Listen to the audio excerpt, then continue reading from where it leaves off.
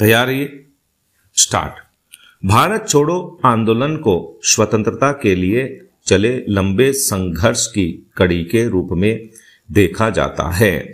इस आंदोलन के पूर्व देश ने अनेक आंदोलन देखे। सबसे पहले के प्रमुख आंदोलन की बात की जाए तो जंगल महल आंदोलन को अवश्य याद करना होगा, जो 1857 की क्रांति से पूर्व किया गया।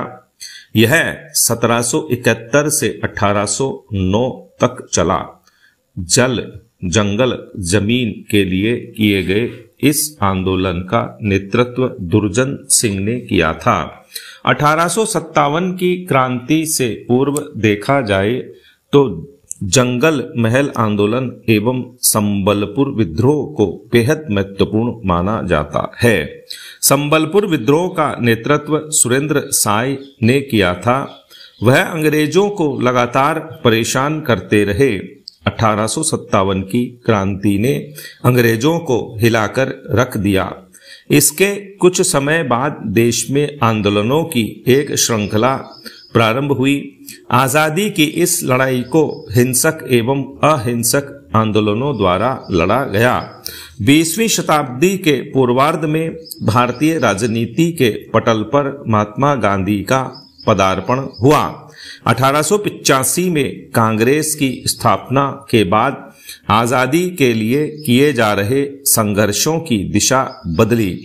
इसके पूर्व जहां शक्ति के द्वारा ब्रिटिश सत्ता को उखाड़ फेंकना लक्ष्य था, किंतु अब अहिंसक एवं सविनय आंदोलनों का रास्ता अपनाया गया।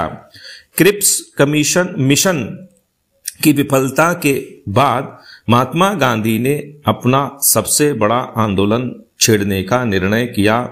8 अगस्त 1942 को कांग्रेस वर्किंग कमेटी के बंबई अधिवेशन में अंग्रेजों भारत छोड़ो का नारा दिया गया।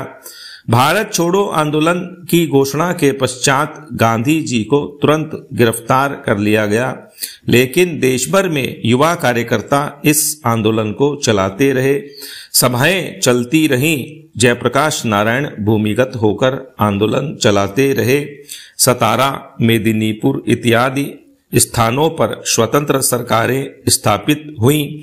लाल बहादुर शास्त्री जैसे नेताओं ने संपूर्ण आंदोलन को विशाल स्वरूप प्रदान किया। उन्होंने 9 अगस्त 1942 को मुंबई में एक विशाल जनसभा को संबोधित किया, किंतु शीघ्र ही 19 अगस्त 1942 को उन्हें भी गिरफ्तार कर लिया गया। लाल बहादुर शास्त्री और महात्मा गांधी की गिरफ्तारी के बाद राम मनोहर लोहिया, जयप्रकाश नारायण, अरुणा आसफ अली, बीजू पटनायक एवं सुचेता कृपलानी जैसे नेताओं ने भूमिगत रहकर इस आंदोलन को संचालित किया।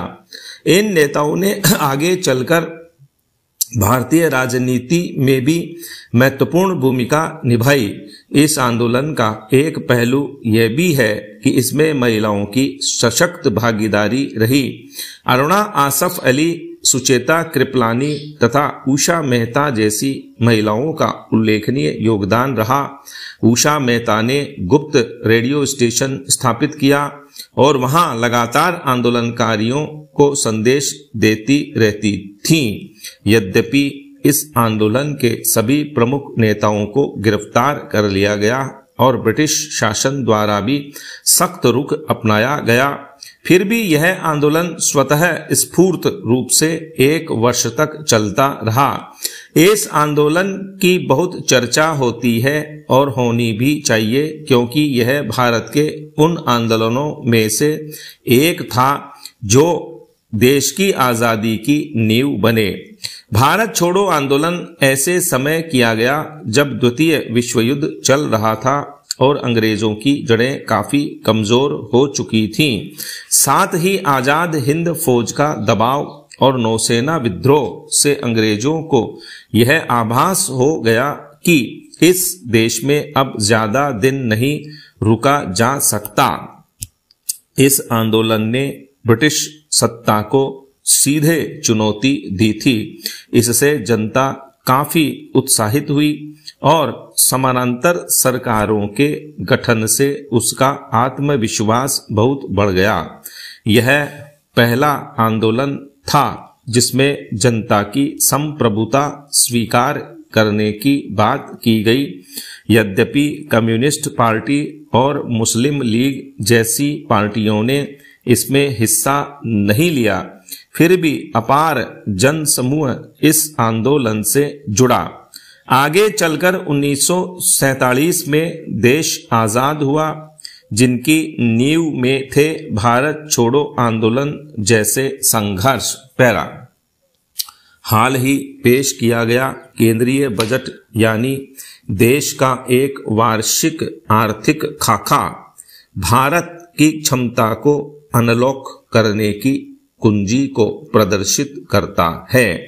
इसमें डिजिटलीकरण और रोजगार पर ध्यान केंद्रित करते हुए सही दिशा में कदम उठाया गया है।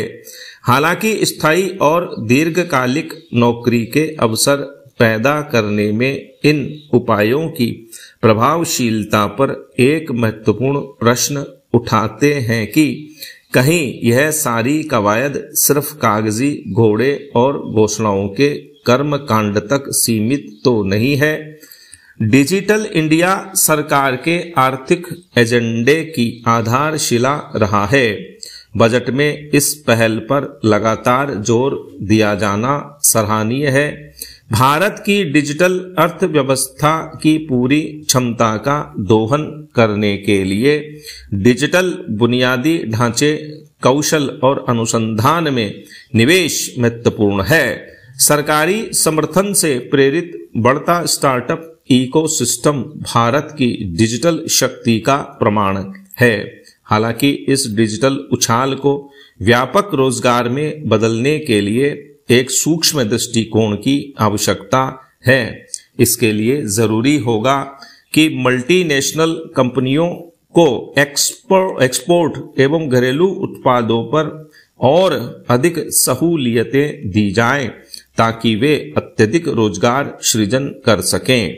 जहां डिजिटल अर्थव्यवस्था नई नौकरियां पैदा कर रही है, वहीं यह पारंपरिक क्षेत्र की नौकरियों को भी बाधित कर रही हैं। रोबोटाइजेशन, ऑटोमेशन और आर्टिफिशियल इंटेलिजेंस से क्रांतिकारी परिवर्तन हो रहे हैं। सरकार को स्वचालन और डिजिटल परिवर्तन से प्रभावित श्रमिकों के लिए कोई ठोस योजना बनानी चाहिए। स्टॉप।